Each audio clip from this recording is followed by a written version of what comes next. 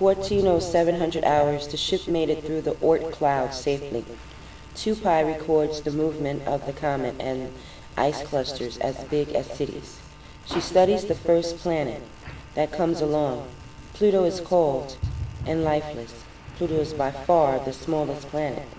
Its orbit is so elliptical that is sometimes closer to the sun than Neptune is. Neptune has faint rings as well as the fastest winds in the solar system. Uranus has more subtle rings. Its axis is different from the other planets in that it appears to be lying on its side. Saturn is gaseous and has spectacular rings. 42 had the urge to fly through the rings. It has at least 18 moons. They came very close to Jupiter. 42 Ann's accomplished pilot didn't want to get too close. He didn't want to get caught up in its gravitational pull. Jupiter is more than twice as massive as all the other planets combined and is mostly gas. An asteroid belt between Mars and Jupiter forms the boundary between the inner and outer solar system. The ship slowed down. 42 looked at the wall of floating rocks for a moment and decided to start in. He went with the direction of the asteroids.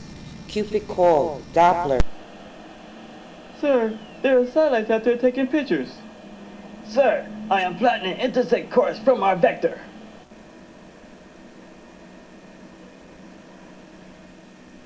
Maxwell, prepare the pods. Doppler, interface with one of the cable satellites and download some movies.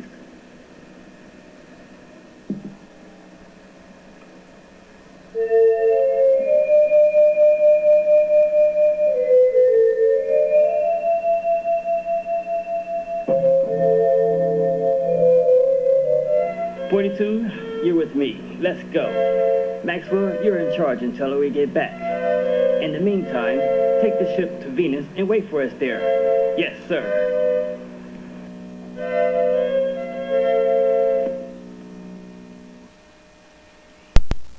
When they emerged from the asteroid belt, Mars was right in front of them. Coupe looked at 42 and said, "Pull over to the dark side of Mars." Theo alerts Coupe of satellite orbiting around the third planet. Coupe said nothing, but looked at 42 and said, "Let's go." They got up from their captain's seats and walked to the automatic sliding doors. Directly behind them, they entered the ammunition room. The automatic door closed behind them. The ammunition room, stockpiles of missiles and AKI-407s, casings covered the room from top to bottom. The elevator was toward the back of the room. As the door opened up, the cold dark green room became brighter, revealing even more weapons in a glass case on the back wall. Coupe used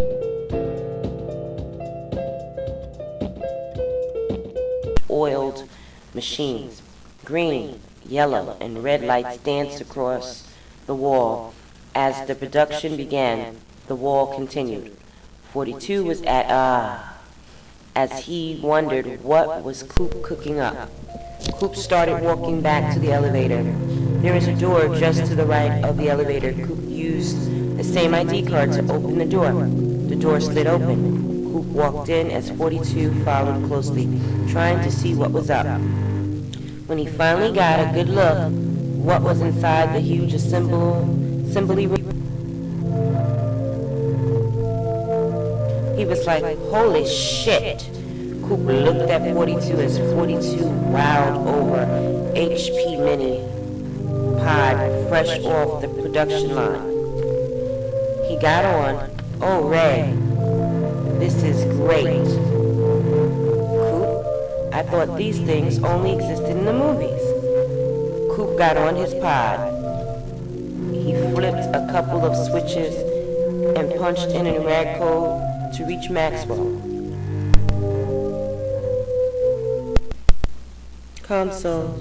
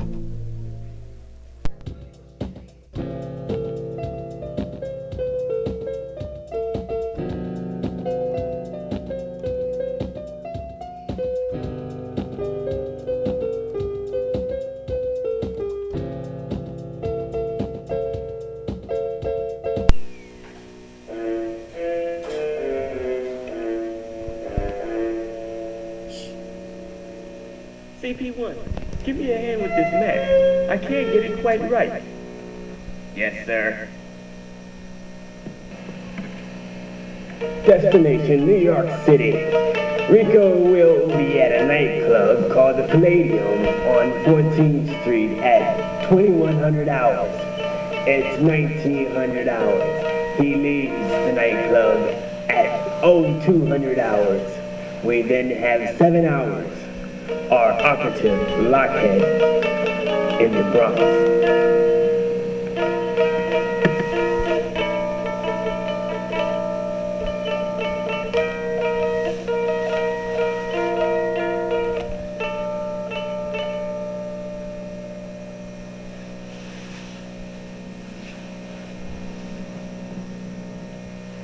Apartment 2D, Webster Avenue.